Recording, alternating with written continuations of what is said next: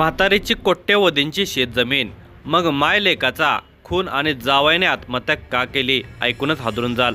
पुढच्या पिढीसाठी केवळ संपत्ती आणि मालमत्ता ठेवून चालत नाही, तर ती सांभाळणे इतके ज्ञान आणि संस्कारही पुढच्या पिढीला द्यावे लागतात. कारण पुढची पिढी व्यसनी निघाली तर ठेवलेली मालमत्ता पाहता पाहता संपून जाते. तसेच कोणीतरी या संपत्तीवर डोळा ठेवून राहतो आणि वारसाचा काटा काढून सगळी मालमत्ता घशात घालतो. असाच काहीचा प्रकार अथणी तालुक्यातील कोडगनूर येथे घडला. चंद्रवा आणि तिचा मुलगा विठ्ठल या मायलेकाकडे कोट्यवधी रुपये किमतीची शेतजमीन होती. या शेतजमिनीवर नात्याने जावे असणारा सुरेशचा डोळा होता. त्याने एका साथीदाराच्या मदतीने विठ्ठलचा खून केला. हा खून लपवण्यासाठी त्याचा प्रयत्न सुरू असतानाच चंद्रवा आली. मग तिलाही त्या दोघांनी मारून टाकले.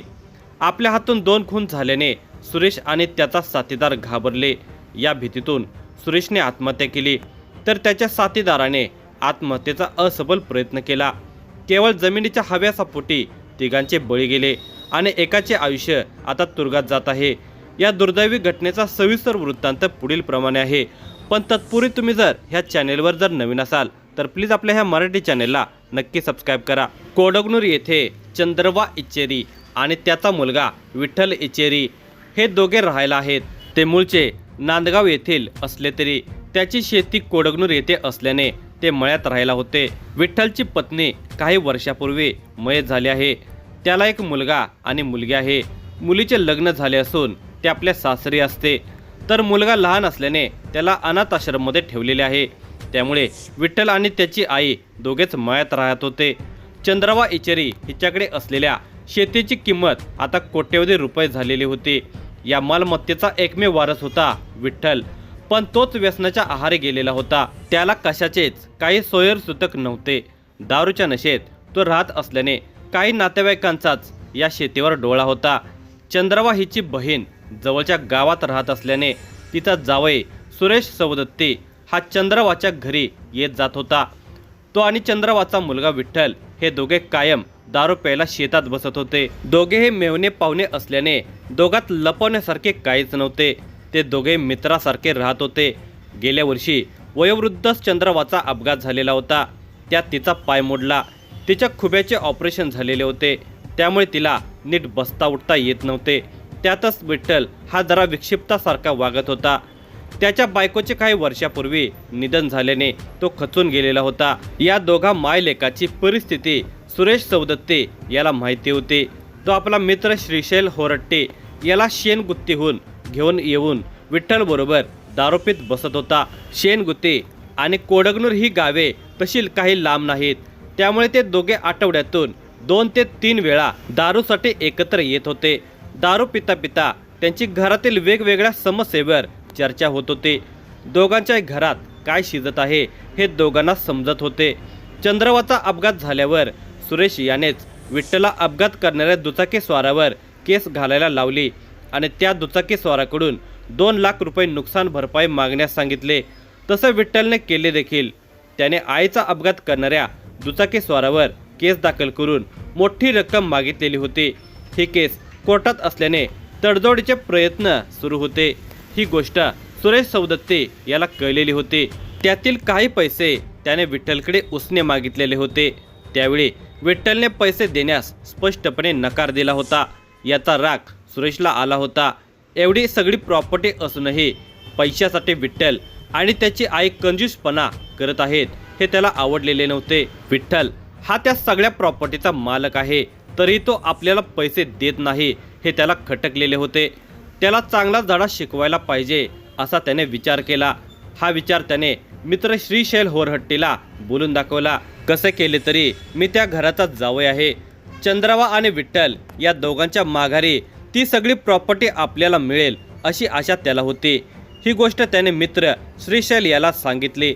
त्याला ते पटले आणि त्या दोघांनी विठ्ठलला मारण्याचा प्लॅन आखला. नेहमीप्रमाणे दोघे रविवार दिनांक 13 एप्रिल 2025 रोजी दुपारी शेनगुत्तीहून कोडगनूर येथे विठ्ठलकडे आले.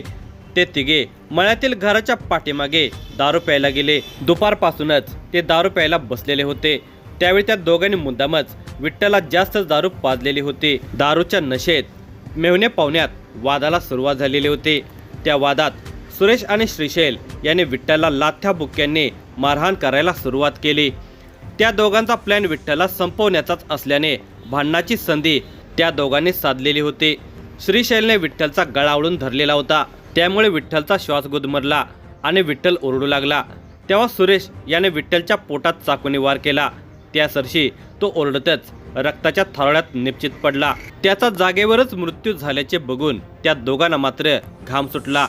खून करण्याचा प्लॅन करणे वेगळे आणि प्रत्यक्षात खून करणे वेगळे हे त्या दोघांना समजून चुकलेले होते, पण वेळ आता मात्र निघून गेलेली होती। त्या दोघांनी विठ्ठलचा जीव घेतला होता, आता काय करायचे? बराच वेळ ते दोघे शांत विचार करत बसले होते।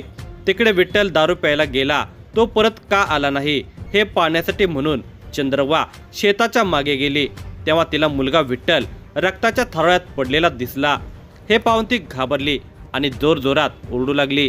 तिच्या आवाजाने शेजारी येतील या भीतीने सुरेश आणि श्रीशैल या दोघांनी चंद्रवाच्या तोंडावर हात धरून तिचाही गळा जोरात आवळून धरला। काही वेळातच तिचा श्वास गुदमरल्याने तिचाही जागीच मृत्यू झाला। त्या दोघांना मारून सुरेश आणि श्रीशैल हे दोघे घटनास्थळावरून पळून गेले। इकडे रात्रीच्या अंधारात एक जण इचेरी याच्या मळ्यात गेला। त्याला विठ्ठल आणि त्याची आई चंद्रवा हे दोघेही रक्ताच्या थारोळ्यात पडल्याचे दिसून आले। त्याने या घटनेची माहिती मळ्या शेजारील लोकांना दिली। कोडगनूर गावात मायलेकाचा खून झाल्याची माहिती मिळाल्यावर लोकांनी घटनास्थळी गर्दी केली। या घटनेची माहिती ऐगळे पोलिसांना दिल्यावर पोलिसांनी घटनास्थळी धाव घेतली। घटनास्थळी पोलीस उपअधीक्षक प्रशांत मुन्नोळी, पोलीस निरीक्षक संतोष हळूर, उपनिरीक्षक शिवानंद कारजोळ, कुमार हडकर, शिवानंद नागनूर यांनी भेट देऊन या घटनेची माहिती घेतली। या दुहेरी खुनाच्या घटनेने अथणी तालुक्यात एकच खळबळ उडालेली होती। ऐगळी पोलिसांनी घटनेचा पंचनामा करून दोन्ही मृतदेह शवविच्छेदनासाठी अथणी येथील सरकारी रुग्णालयात पाठवून दिले। घटनास्थळी संशयित आरोपींनी कोणताही पुरावा सोडला नसल्याने या घटनेचा तपास करताना पोलिसांना अडचणी येत होत्या। पोलिसांनी या घटनेची माहिती मयत चंद्रवा यांच्या नातेवाईकांकडून घेतलेली होती, परंतु कोणताही धागा सापडत नव्हता। मयताच्या नातेवाईकांनी पोलिसांना माहिती दिली की मयत चंद्रवा हिचा गेल्या 2 वर्षी रस्ता अपघात झालेला होता। ती केस कोर्टात होती। या केसमध्ये समेट घडवून आणण्यात आलेली होती। त्यातील काही रक्कम चंद्रवा हिला मिळणार होती। त्यातूनच ही घटना घडली असावी अशी शंका पोलिसांनी व्यक्त केली। त्या दृष्टीने पोलिसांनी तपास चालू केला, परंतु त्यात काही यश मिळत नव्हते। या घटनेतील संशयितांचा शोध घेण्यासाठी पोलिसांनी खबऱ्यांना कामाला लावलेले होते। ही घटना घडून 5-6 दिवस झाले तरी यातील संशयित काही हाती लागत नव्हते। त्यातच खबऱ्यांनी पोलिसांना माहिती दिली की मयत विठ्ठल आणि शेनगुत्ते येथील त्याचा पाहुणा तसेच त्याचा मित्र श्रीशैल हे तिघे घटनेच्या दिवशी दारू प्यायला बसलेले होते। या माहितीवरून पोलिसांनी त्या दोघांचा शोध सुरू केला।